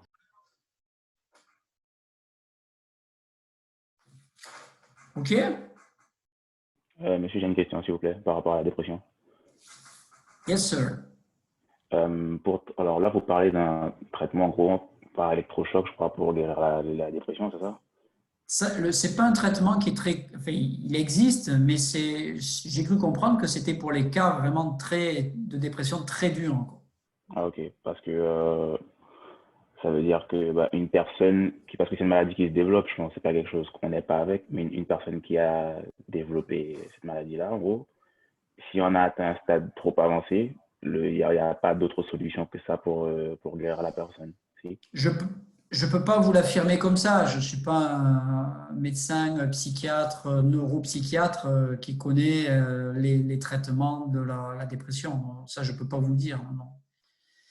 Ce que je sais, c'est que voilà, on utilise encore les électrochocs avec un nouveau nom, hein, mais c'est le même principe pour essayer de soigner des gens qui sont très malades. Et quand la maladie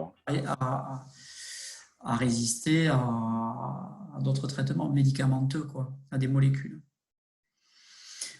Sur la question innée-acquis de la dépression, on sait que la dépression a des origines génétiques. C'est à la fois, il y a une causalité qui est un héritage génétique et une causalité liée aux événements de la vie et à la trajectoire de la personne pendant son développement et pendant sa vie. Mais on sait qu'il y a une composante génétique, comme dans beaucoup de problèmes mentaux. Mais c'est vrai aussi. J'ai une petite question, monsieur. Oui. Donc, dans les textes que vous nous avez donnés, on avait un texte sur la méditation et les bienfaits qu'elle avait sur la dépression et qu'elle pouvait vaincre, aider les gens à ne plus chuter. Et du coup, pour les cas graves, est-ce que ça fonctionnerait? Une idée. Okay. Je ne sais pas. Non, je ne suis pas assez. Je raconterais des salades, Je ne peux pas vous le dire, j'en sais rien. Je ne sais pas si ça a été tenté. Ça a probablement été tenté, hein, mais je ne connais pas les résultats. D'accord. Puis je pourrais spéculer, mais je n'en sais rien. Hein. Formellement, je n'ai pas les informations. Ouais. Les cas graves de dépression, c'est vraiment ce qu'on appelle, ce à quoi je fais référence, c'est vraiment catastrophique. Hein. C'est vraiment catastrophique. Hein. C'est vraiment terrible. Terrible. Une dépression, c'est toujours quelque chose de très grave. Hein. Pas confondre avec de la déprime ou quoi. Hein. Une dépression, c'est toujours quelque chose de très grave. C'est vraiment une maladie. C'est quelqu'un qui tombe malade et son cerveau se met à ne plus fonctionner comme il devrait fonctionner. Il se bloque dans des fonctionnements qui font souffrir la personne. Ça a un impact sur son imaginaire, son esprit, sa psyché, etc. Mais c'est des choses qui ont des degrés. Hein, les dépressions, ça peut arriver une fois dans une vie, ça peut arriver tous les ans, ça peut arriver tous les 10 ans, ça peut arriver jamais. Voilà. Et puis là-dedans, il y a une catégorie de dépression qui sont des dépressions très très graves où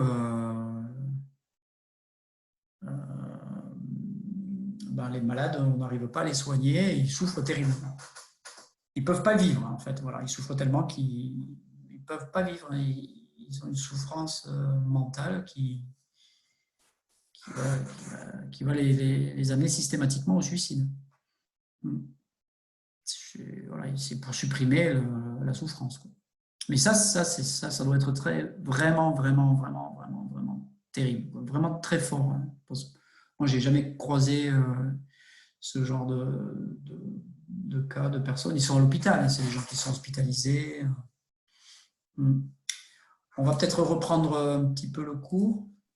Est-ce que j'avais une question? Oui. Est-ce que la dépression peut être visible dans un IRM et est-ce qu'elle peut générer une atrophie d'une partie du cerveau? Je ne sais pas. D'accord. Je ne sais pas. Non, je ne sais pas. Atrophie, je ne vois pas trop pourquoi, mais bon, c'est difficile des fois de prédire quand on ne connaît pas des choses. Non, je ne sais pas. Alors, est-ce que c'est visible dans une IRM ou avec d'autres techniques d'imagerie?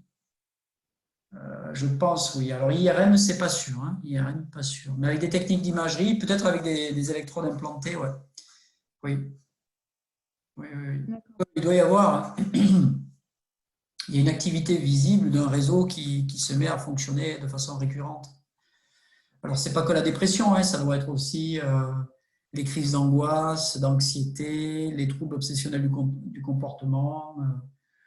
On a étudié vous savez, on étudie les gens dans les laboratoires de neuropsychiatrie, de neurosciences et de médecine. Depuis des décennies et des décennies, ils étudient toutes les maladies mentales. Et épilepsie, surtout, schizophrénie, et puis dépression. L'autisme aussi. L'autisme a été aussi très étudié. C'est une maladie qui a fasciné les gens en neurosciences, en psychologie, puisqu'elle a une valence liée à l'interaction sociale, donc quelque chose d'un peu sophistiqué. Donc ça, on se disait, tiens, en comprenant les autistes, on va peut-être mieux comprendre l'être humain, l'empathie, les théories de l'esprit, comment les individus interagissent entre eux. Voilà, donc et puis il y a des effets de mode. Il y a eu des effets de mode aussi dans l'étude des pathologies mentales. Et puis il y a des pathologies mentales qui ne correspondent pas à ce qu'on appelle des maladies mentales, mais qui sont des pathologies du système nerveux, quoi, hein. Les problèmes d'oxygénation, problèmes de métabolisme du cerveau, enfin des choses un peu différentes. Mais ce qui est intéressant, c'est de voir que ce sont des pathologies qu'on peut regarder de façon pluridisciplinaire. C'est-à-dire qu'il y a des gens, il va y avoir des psychothérapeutes, il va y avoir des psychologues, il va y avoir des cliniciens, il va y avoir des psychiatres, et puis il peut même y avoir des physiciens qui vont, avec le radiologue, étudier les réseaux de neurones. Donc ce sont des éclairages complémentaires. Des généticiens. Il y a des généticiens qui étudient les maladies mentales. Parce que dans le cerveau, dans le neurone, les mécanismes génétiques sont très importants. Puisque je vous ai expliqué, dans chaque neurone, vous avez un noyau dans lequel il y a le bagage génétique de la cellule et il y a une activité génétique très rapide et régulière qui permet aux neurones d'avoir son activité normale, de se régénérer, mais aussi de produire des potentiels d'action, de recevoir des potentiels d'action, d'assurer la plasticité synaptique en exprimant, en produisant des nouvelles protéines. Tout ça, vous l'avez vu un peu dans des articles sur la plasticité, notamment, sur la plasticité neuronale, ces aspects génétiques. Donc, des pathologies sont liées aussi à des aspects génétiques. Donc, il y a des éclairages sur ces pathologies, il y a des éclairages pluridisciplinaires, de plusieurs disciplines, qui sont complémentaires. Avec parfois certaines disciplines qui démontrent que d'autres disciplines se trompaient.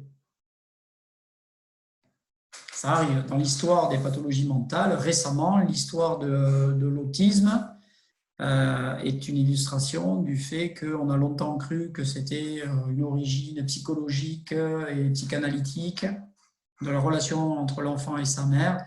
Et puis on s'est rendu compte qu'en fait, il y avait des origines biologiques et génétiques qui étaient beaucoup plus fortes que le contexte dans lequel l'enfant a grandi.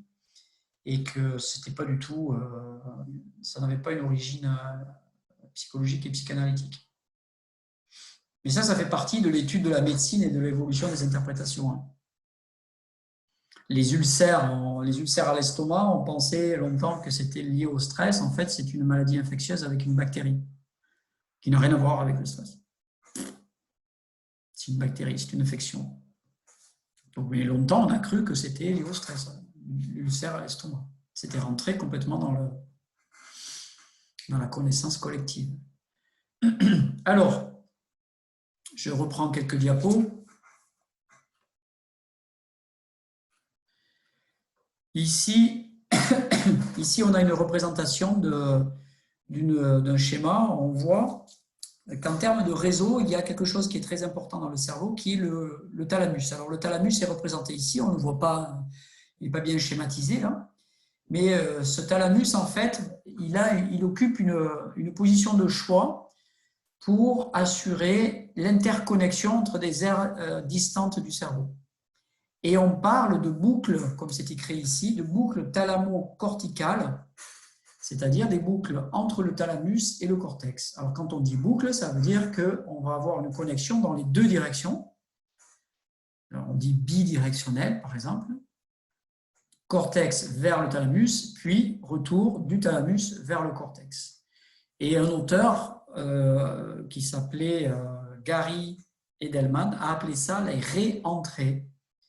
Hein, il y a une projection qui part du cortex, qui passe par le thalamus et qui rentre dans le cortex.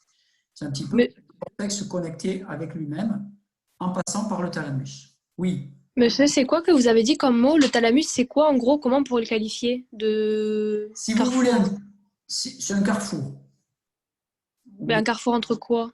Un carrefour de connexion, un carrefour de connexion, un carrefour market, vous pouvez aller faire vos courses. Non, pas vraiment. En informatique ou en réseau, on parle de hub, H-U-B. Un centre, et on l'utilise pour parler de différents réseaux. C'est un centre auquel sont connectés plein d'autres centres. Imaginez une structure en étoile avec au milieu un point et tout autour des points, et tous ces points qui sont autour sont connectés avec le point du centre. Ok, je vois. C'est un peu comme s'il y a un étudiant ou une étudiante qui est toujours celui qui organise les soirées, qui va appeler tout le monde et motive tout le monde pour faire une soirée. Voilà, c'est le thalamus. Ok, d'accord. C'est Jean-Paul Thalamus, quoi. Ok, merci. Et donc ça, on le déduit de quoi? On le déduit d'une étude anatomique. Hein, d'une étude anatomique, on peut voir que le thalamus est connecté. Alors, vous voyez ici sur ce schéma, vous avez des flèches qui partent. Donc, la zone centrale, ici, c'est le thalamus. Oui, il va falloir que je branche ma batterie. Vous avez une zone centrale et vous avez des flèches qui partent de cette zone centrale vers la périphérie, c'est-à-dire vers le cortex. Et vous avez des flèches qui partent du cortex vers le thalamus. Donc, il y a des boucles bidirectionnelles dans les deux directions. Donc, ce thalamus, c'est un dispositif anatomique structurel qui permet une communication entre des aires distantes du cerveau. Vous voyez ici sur le même schéma, c'est un schéma, hein, ce n'est pas de la mesure ici, hein, ce n'est pas une mesure d'imagerie cérébrale, c'est un schéma théorique qui représente des données empiriques, mais ce n'est pas des données de mesure. Vous voyez ici des flèches ici, qui connectent cette zone du cerveau, du cortex, à cette zone du cerveau. Vous voyez des petites flèches plus fines qui font des connexions seulement de quelques centimètres. Et là, vous avez des connexions de plusieurs dizaines de centimètres. Voilà. Donc là, c'est un résumé de la connectique au sein du cerveau. Vous avez des connexions en profondeur vers les ganglions de la base et vous avez des connexions en surface dans le cerveau. Voilà.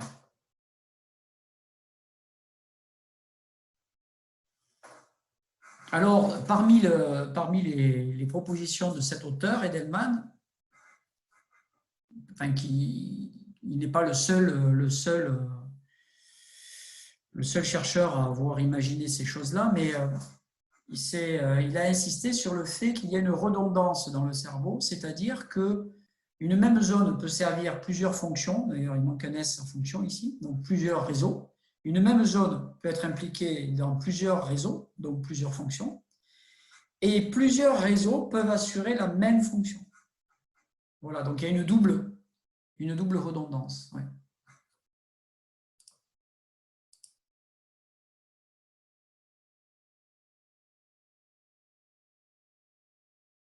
« 15h30 normalement. Alors ça, 15h30, c'est si on démarre à 13h30, vous voyez. Sauf que moi, je décale et je démarre à 14h. Donc 14h, ça donne du 16h. Qu'ils n'étaient pas là. 2 heures. Oui, allô? C'est 1h30. Non, si vous regardez votre NT, il me semble qu'aujourd'hui, on avait un créneau de 2 heures. La semaine dernière, on a fait 1h30, on a Oui, fait monsieur, pareil c'est aujourd'hui. juste la semaine dernière, je ne sais pas si vous êtes trompé limité, ou pas, mais la semaine dernière, on a fait 1h30. Ouais, on a fait ça aussi. Mais on avait écrit sur le NT 13h30, 15h30. Oui, il y avait pareil que cette semaine. Ah, il n'y avait pas écrit 13h30, 15h. Alors, j'ai bouffé une demi-heure la semaine dernière. C'est ça que j'ai fait. Bon, en même temps, des créneaux de 2 heures, c'est pas simple. Hein. Voilà, cette semaine, il y avait marqué 13h30, 15h30. Oui, c'est 2 heures. Oui. C'est 2 heures. Donc, on va continuer encore, peut-être pas faire 2 heures, mais je vais continuer encore un quart d'heure. Parce qu'ensuite, on enchaîne sur des TD. Et moi, j'enchaîne sur 2 TD de 2 heures. Donc, 16h18, 18, 20h. Donc, une petite pause d'un quart d'heure, ça ne fera pas de mal. Donc, voilà ce que dit Edelman. Donc, Edelman, il insiste donc sur le fait qu'il y a des interactions mutuelles entre des aires à distance dans le cerveau. Ces interactions, elles sont mutuelles, c'est-à-dire qu'elles sont bidirectionnelles, elles sont réciproques, elles sont multiples. Hein, il n'y en a pas un peu, il y en a beaucoup, comme on le voit ici. Qu'il faut oublier le fonctionnement du cerveau comme des stades qui sont connectés, comme des aires qui sont connectées les unes derrière les autres dans une chaîne, comme si c'était connecté en série ou en stades successifs. Il faut plutôt imaginer une interconnexion un peu plus compliquée que ça. Cette interconnexion à 2 directions, elle va impliquer souvent des délais temporels, des rythmes. Elle va impliquer des rythmes. Hein, imaginez quand vous faites, justement, quand vous faites des visios et quand il commence à y avoir des effets d'écho hein, dans votre visio, vous avez un écho et vous avez un rythme qui apparaît. Et ça peut continuer jusqu'à un effet Larsen, donc quelque chose d'assez désagréable. Et bien ça, c'est parce que vous avez des interactions mutuelles. Hein, vous avez le micro qui enregistre votre voix, le haut-parleur qui rebalance votre voix, et le micro qui récupère de nouveau votre voix, comme s'il s'écoutait lui-même. Et comme il fait ça avec un retard, avec un délai, eh bien ça crée un phénomène d'écho. Bang, bang, bang, bang, bang, bang, bang, bang, bang, comme ça. Hein? Alors, je ne sais pas si je peux le faire avec mon téléphone. Je ne suis pas sûr. Non, en fait, non, je ne peux pas le faire avec mon téléphone. Non. Il faut que 2 personnes s'appellent. Si vous prenez 2 téléphones, hein, vous êtes 2, vous prenez 2 téléphones, vous les mettez sur haut-parleur. Une personne appelle l'autre. Vous les mettez tous les 2 sur haut-parleur. Vous décrochez de l'autre côté et vous mettez les 2 téléphones à proximité. Et vous allez entendre bam, bam, bam, bam, bam, bam, bam, bam, des choses comme ça qui sont des rythmes, des échos. Ces échos, ils sont dus au fait qu'il y a une connexion bidirectionnelle entre les 2 téléphones et qu'il y a un délai de connexion. Vous voyez? Dans la transmission de l'information. Et bien ça, c'est quelque chose qu'on retrouve systématiquement dans le cerveau. Il y a des connexions mutuelles et il y a des délais. Pourquoi il y a des délais? Parce que les potentiels d'action mettent du temps à se propager le long des câbles, des fibres, des axones, qui connectent une aire à une autre aire. Donc ça peut prendre des millisecondes, des dizaines de millisecondes, guère plus, peut-être au maximum une centaine de millisecondes, mais en tout cas, ça prend du temps. Et donc l'information, elle arrive d'une aire vers l'autre aire, ça met du temps. Cette autre aire renvoie de l'information dans l'autre sens avec des potentiels d'action, tout ça sous forme de potentiel d'action. Mais cette communication se fait avec un retard. Et ça entraîne des phénomènes assez compliqués dans l'activité en temps réel du cerveau.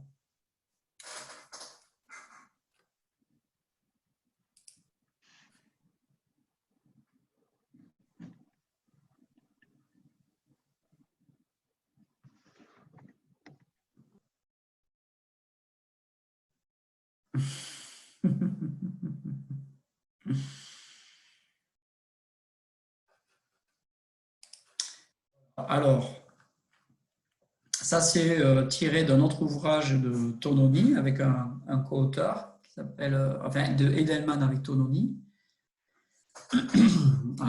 Ça nous rappelle un petit peu quelque chose qu'on a déjà vu. Donc en haut, vous avez ces graphiques, ce sont des interconnexions, cette fois-ci pas schématisées mais qui ont été mesurées. En haut, vous avez ici une représentation du cortex avec différentes zones, aire motrice supplémentaire, cortex prémoteur, moteur, somatosensoriel, cortex pariétal postérieur. Donc ici, on voit un réseau sensorimoteur, le réseau sensorimoteur qu'on connaît. Et on a représenté en version schématique éclatée un petit peu pour visualiser des aires, des centres qui se situent au cœur du cerveau, qui d'un point de vue anatomique se situent, vous le savez, au centre du cerveau. Donc vous avez le thalamus qui normalement se met là, mais on l'a mis à distance. Et les ganglions de la base, donc globus pallidus, interne, externe et putamen. Vous savez qu'il y a la substance noire, qu'il y a des noyaux sous-thalamiques, etc. Et donc là, ce qu'on a représenté ici, c'est ce grand réseau avec des boucles. Vous voyez, encore une fois, vous avez une boucle. Au-delà de la boucle thalamo-corticale, vous avez la boucle de la base, thalamus-cortex. Et vous avez cette grande boucle qui est impliquée dans la fonction sensorimotrice. On a rajouté ici aussi une flèche pour indiquer qu'il y a aussi une connexion tronc cérébral et à la moelle épinière. Voilà, alors avec là quelques détails de connexion, avec des directions de connexion. Mais on a déjà vu certains aspects ici. Ce qu'il faut retenir, c'est la structure. Il y a une structure en boucle, d'un point de vue schématique, d'un point de vue architecture anatomique.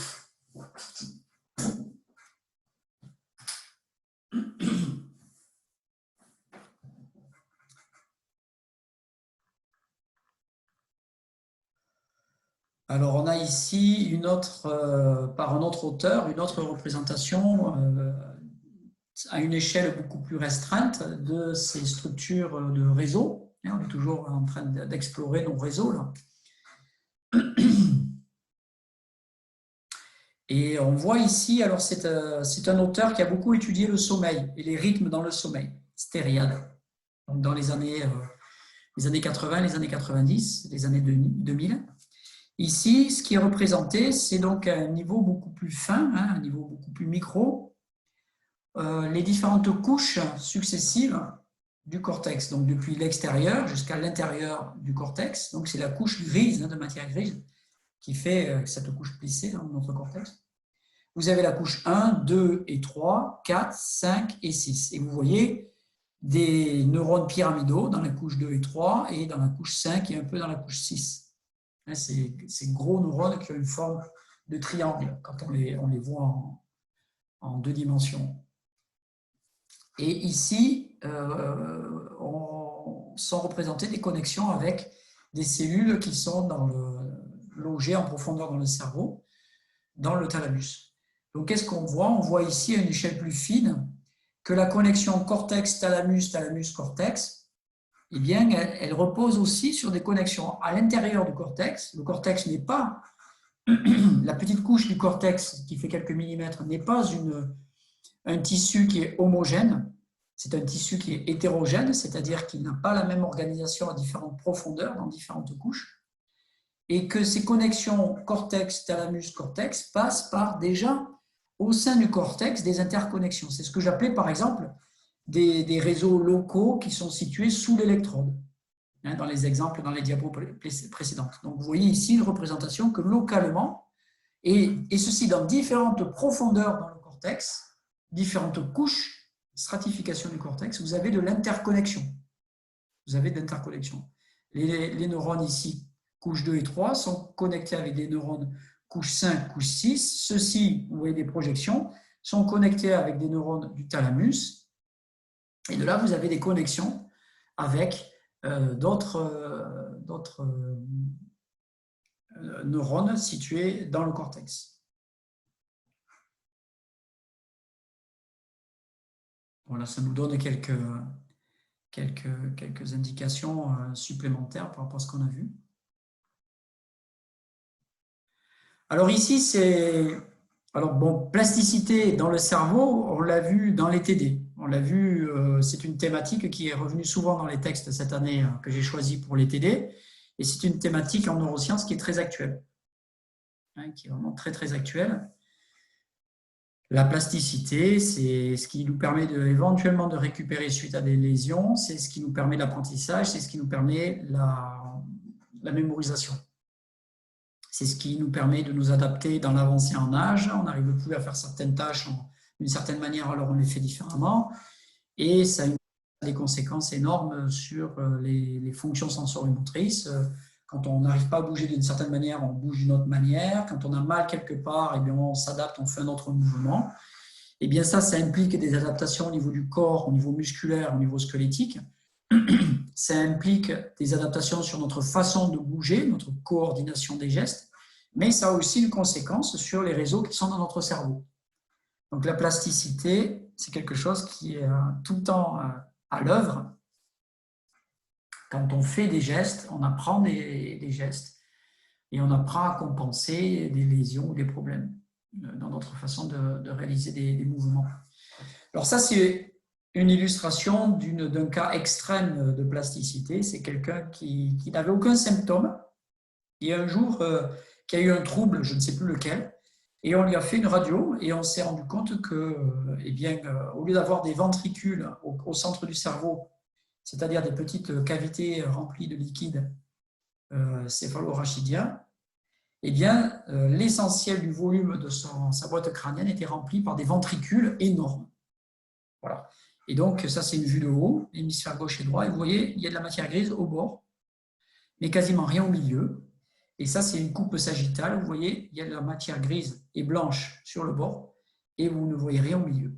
Donc, toute la structure anatomique de la personne normale n'est pas présente chez cet individu. Pourtant, il n'y a aucun symptôme.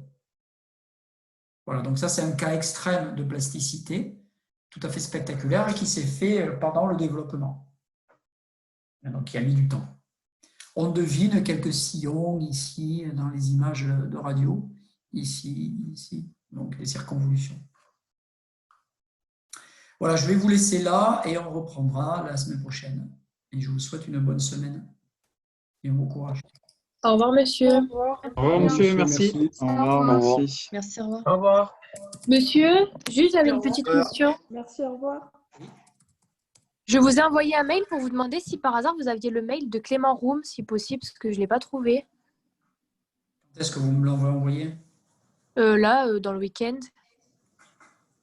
Et vous l'avez envoyé sur mon mail de l'université? Oui. Parce que j'ai son mail pour envoyer les TD, mais je n'ai pas son mail pour lui dire enfin, son mail perso.